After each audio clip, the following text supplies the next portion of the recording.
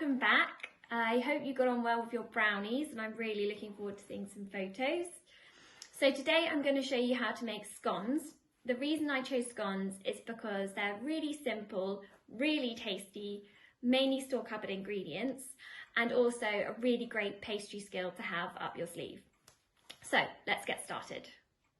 So the ingredients you need to make scones: 440 grams of plain flour, 80 grams of caster sugar, 80 grams of diced butter at room temperature, so I diced it about an hour ago, 30 grams of baking powder, and 150 grams of double cream, which is mixed with 150 grams of milk, semi-skim milk. So I'm going to flavour the scones today with sultanas, 50 grams. But if you don't have sultanas, that doesn't matter. You could use lemon zest, or you could use orange zest. Controversially, you could use chocolate drops. But there's lots of different things you can put inside. But we're going to stick to the traditional sultanas. Okay, so I'm going to add all my dry ingredients into my Kenwood. You can do this by hand, but obviously I'm not. And you would just do the rubbing in method with your fingers. So that's the flour, the caster sugar, and the baking powder in. And now I'm adding the diced butter on top.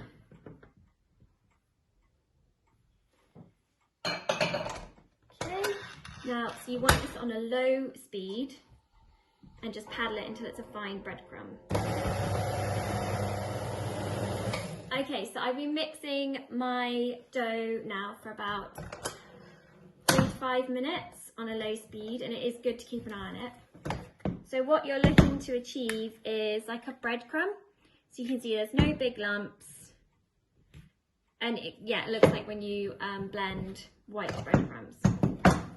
So now that's blended, we can add the milk and cream. Straight in.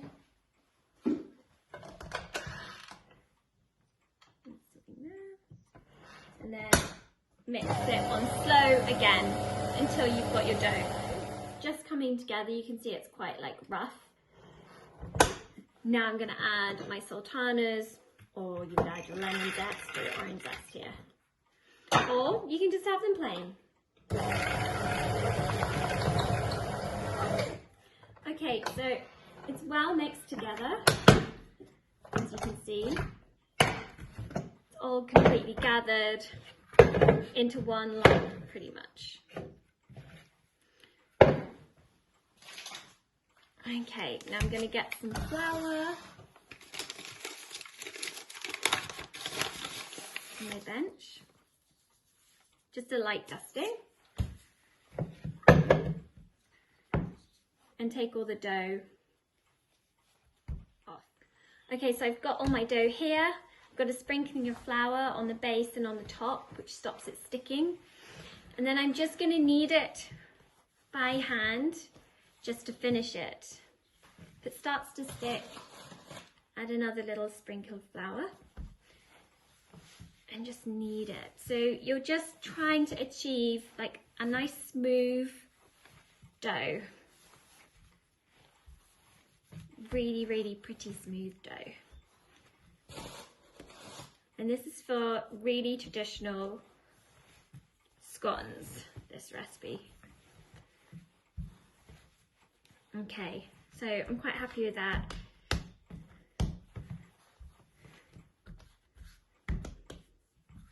Nice and smooth. Okay, so I've got my dough here. You feel it's nice and smooth on the top. And I'm going to show you how to wrap it. So I take some cling film like this.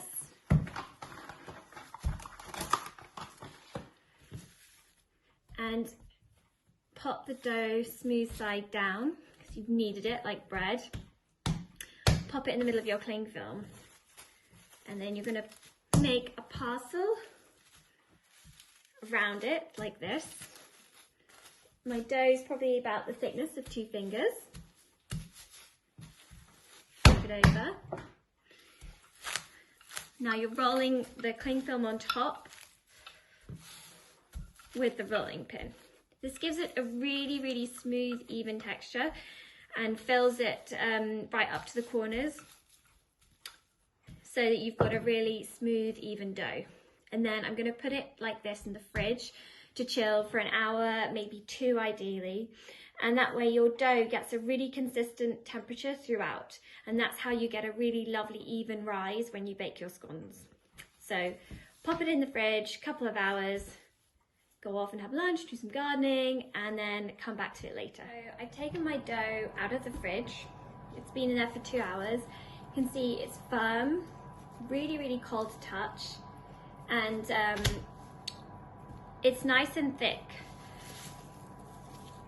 So the joy of this is that when you take it out of the cling film, just flouring the surface so it doesn't stick, you only have a little bit of rolling to do, and the dough will be at a thickness ready to cut the scones.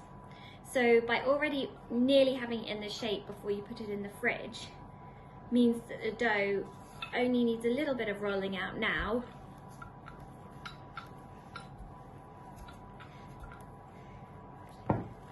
and it's basically ready to cut. So you don't have to fight with your dough getting it into the perfect shape because it's pretty much already there. So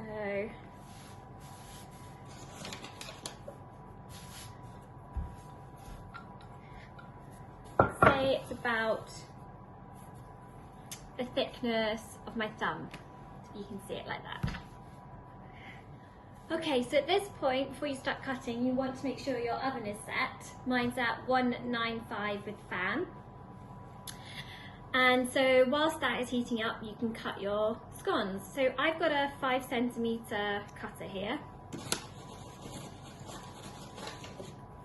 If you don't have a cutter, usually small tumblers, glass tumblers are quite good to use to get the same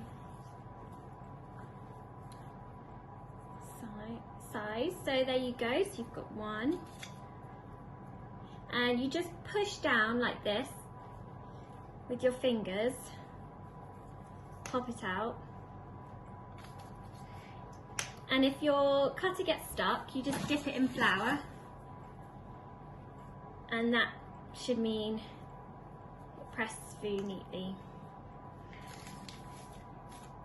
So keep cutting until you've used all of your dough, and then I'll show you what to do with the trimmings. So you cut all of your scones out, and then you have your trimmings like this. What I do is I re-knead it into a ball.